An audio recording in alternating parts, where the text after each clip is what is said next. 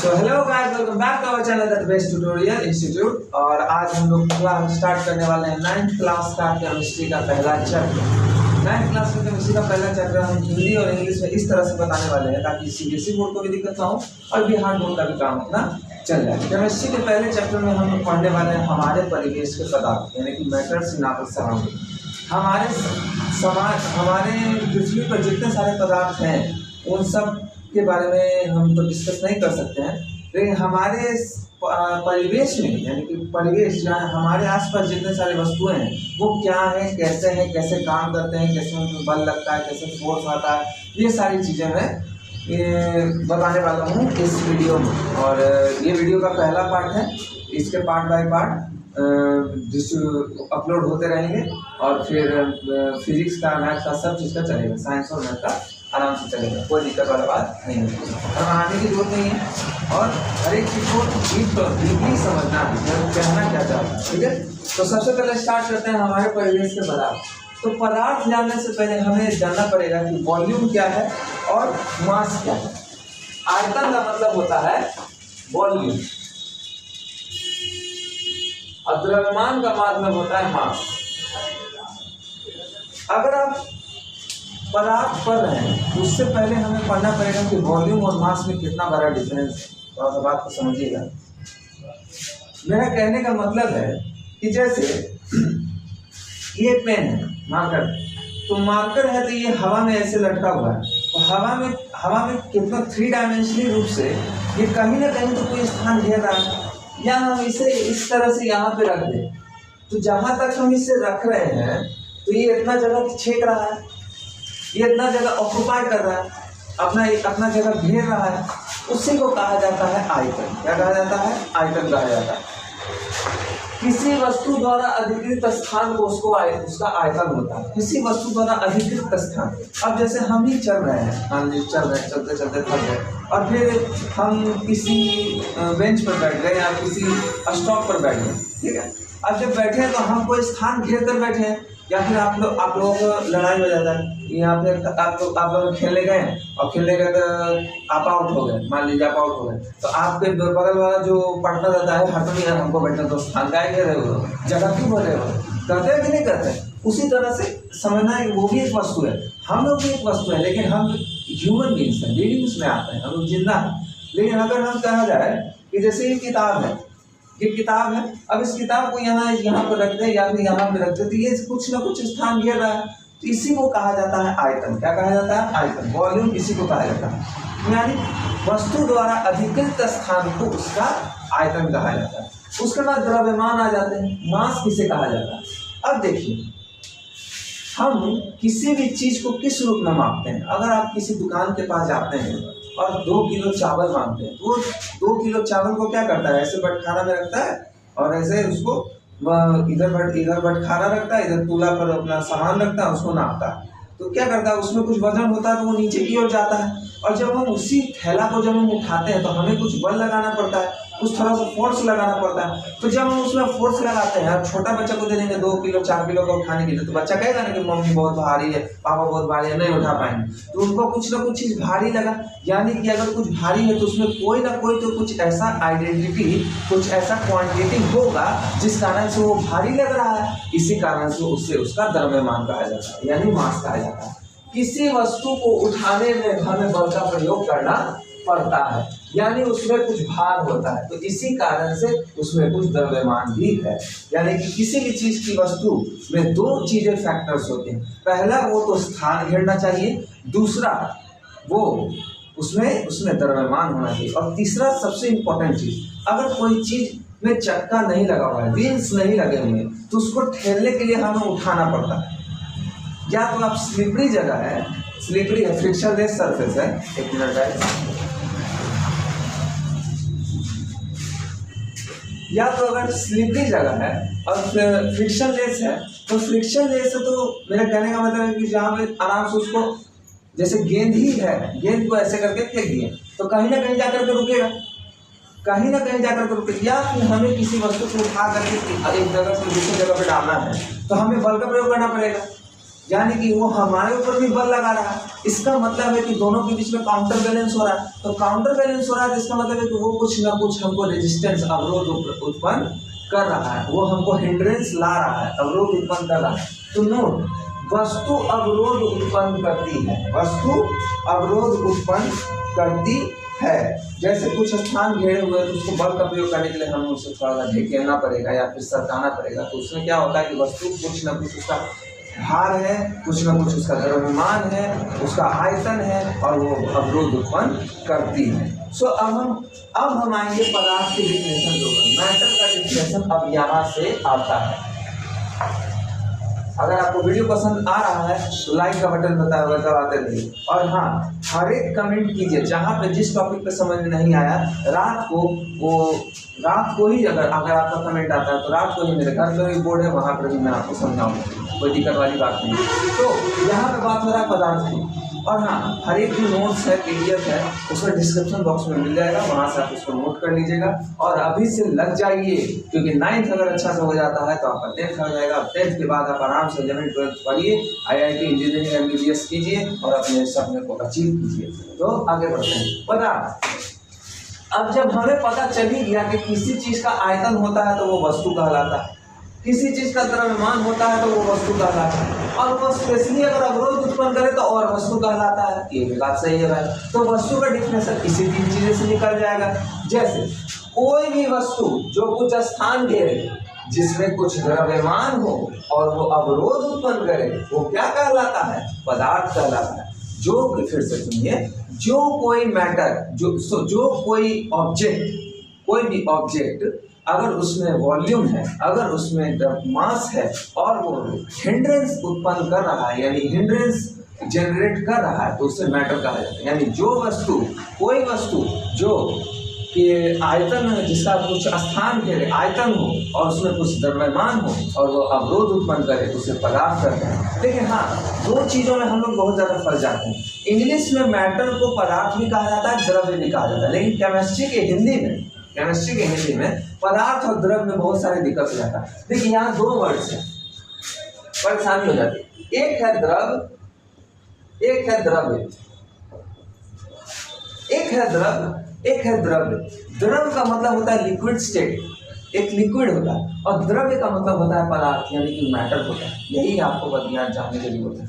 द्रव्य का मतलब होता है लिक्विड और द्रव्य का मतलब होता है पदार्थ। जैसे द्रव्य भी एक प्रकार का पदार्थ ही है, जिसे भौतिक प्रक्रिया द्वारा 2 अन्य प्रकारों में विभक्त नहीं किया जा सकता है। जैसे चीनी, अगर कोई द्रव्य चीनी है तो क्या चीनी को जब हम तोड़ेंगे, कूचेंगे, उसको चूना की तरह बना देंगे, तो क्या चीनी की मिठास कम हो जाएगी? क्या चीनी नमक में बदल जाएगा? नहीं, चीनी सिर्फ चीनी रहेगा। यानी कि उसे भौतिक प्रक्रिया द्वारा 2 विभिन्न प्रकारों में विभक्त नहीं किया जा सकता है। यानी फिजिकल कंडीशन, फिजिकल एक्टिविटी से उसे बदला नहीं जा सकता है। मेरा कहने का मतलब यही है कि द्रव्य जो होता है वो एक ही प्रकार के पदार्थों से मिलकर के बना होता है। तो ये था फेज 1। ये इस वीडियो के पार्ट 1 का था फेज 1। अभी आप इसे स्क्रीनशॉट ले लीजिए और उसके बाद मैं आगे बढ़ता हूँ।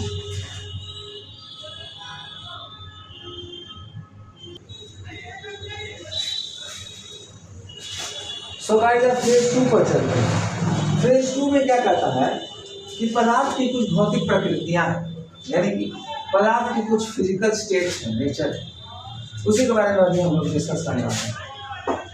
पदार्थ की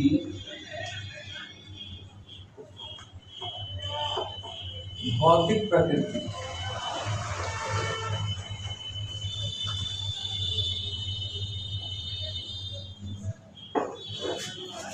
जरा एक आपको छोटा सा सवाल दे रहे हैं, इसका आंसर आप कमेंट बॉक्स में दीजिएगा कि what is physics and what is physical. कहने का मतलब भौतिक क्या है और भौतिकी क्या है, इसे आप फाइंड आउट करके लाइएगा। भौतिक क्या है, भौतिकी क्या है, ठीक है। तो आगे हम लोग बढ़ते हैं। पदार्थ की जो है भौतिक प्रकृति। सबसे पहला चीज है कि पदार्थ जो है कणों का मिलकर के बना होता है।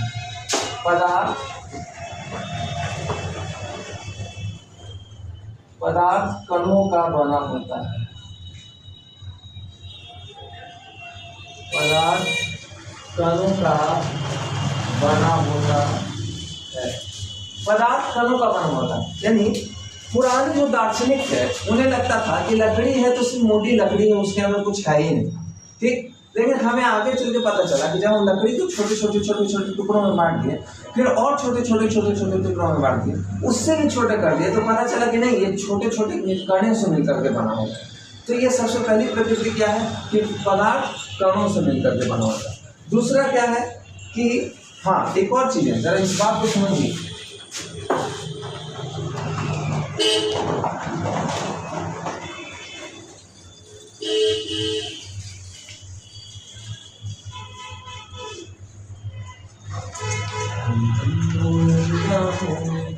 इस तरह छुपा लेंगे, अरे छुपा नहीं लेंगे, पढ़ लेंगे।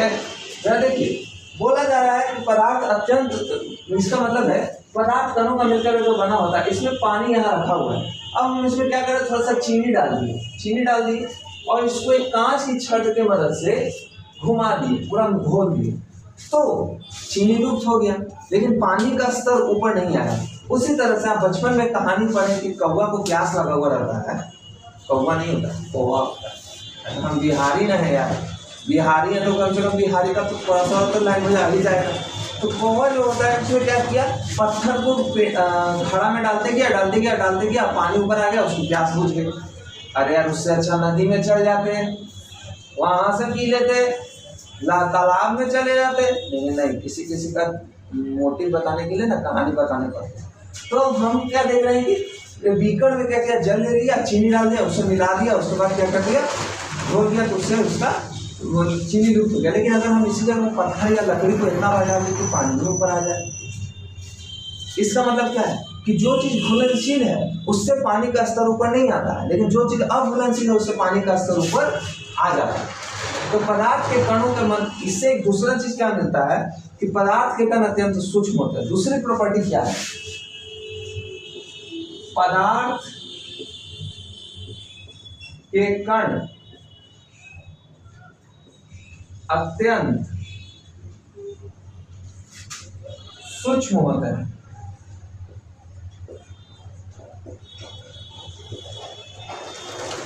पदार्थ के कण अत्यंत सूक्ष्म होते हैं। सूक्ष्म मतलब माइक्रो होता है बाबू। अब माइक्रो करने का मतलब बहुत माइक्रो, इतना माइक्रो समझ रहे हैं ना। माइक्रो क्या, 10⁻⁻⁶। हाँ, 10⁻⁻⁶, मिली को 10⁻³ कहा जाता है, सबको पता है। 10⁻⁻⁶ माइक्रो, यानी सोच लो कितना छोटा, यानी कि आपको नग्न आंखों से नहीं दिखने वाला है। तो बोला जा रहा है कि पदार्थ के कण अत्यंत सूक्ष्म होते हैं। इतने सूक्ष्म होते हैं कि अगर कोई चीनी और पानी को घुलाना है तो अगला प्रॉपर्टी क्या कहता है कि पदार्थ के कण अनवरत। एक और चीज है कि पदार्थ के कण अनवरत। एक यहाँ तीसरा पॉइंट क्या हम इसमें बताना चाहते हैं, 2 पॉइंट पहले, लेकिन 5वां पॉइंट हम आपको तीसरा बता रहे हैं कि पदार्थ के कणों के बीच में एक स्थान होता है। पदार्थ के कणों के बीच में स्थान होता है। पदार्थ के कणों के बीच में स्थान होता है और उसी स्थान में जाकर के वो चीज घुल जाती है, तो हमें पता ही नहीं चलता कि चीनी गए क्या या नमक कहाँ गया। यही प्रॉब्लम नहीं है, साइंस है। तो यही कहना चाहते हैं। लेकिन एक और चीज बात कैसे है, पदार्थ के कण अत्यंत सूक्ष्म होते हैं। इसमें थोड़ा सा ध्यान समझते हैं। अगर हम 5 बीकर ले लें, ये 5 बीकर ले लिए और इसमें कॉपर सल्फेट डाल दिया जो ब्लू होता है, नीला खोखा कहा जाता है उसे, ब्लू विट्रल। कॉपर सल्फेट को क्या कहा जाता है, जरा नोट में याद रखिए। चैनल को सब्सक्राइब कर लें।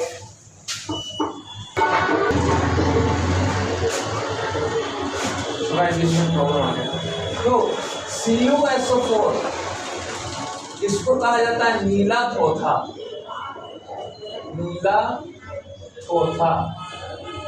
ब्लू विट्रल,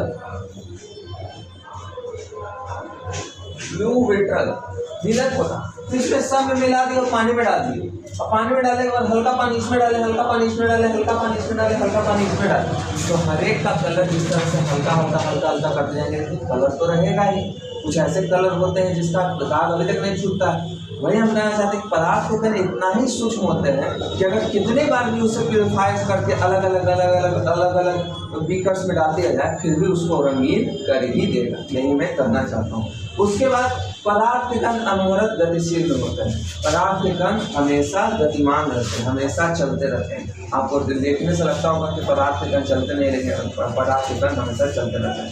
ठीक, पदार्थ के कण चलने का मतलब क्या है? तो उसमें एटॉमिक लेवल पे हमेशा वो चीज़ घूमते रहता है। अगर जीवित चीज़ है तो हम लोग भी पदार्थ ही नहीं थे, हम लोग भी तो चल ही ना रहे हैं। उसके बाद 5वां पॉइंट क्या है कि पदार्थ के कणों के बीच में एक स्थान होता है जिसे अंतरा आणविक स्थान कहा जाता है।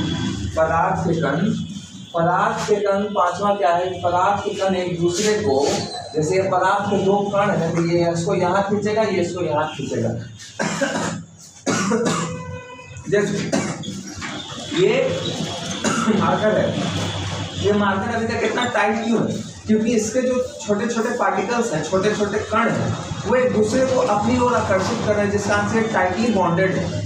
वही कारण से मेरा कहने का मतलब है कि पदार्थ के कण एक दूसरे को आकर्षित करते हैं और उस आकर्षण बल का नाम है अंतरा आणविक आकर्षण बल, इंटरमोलिकुलर फोर्स ऑफ अट्रैक्शन।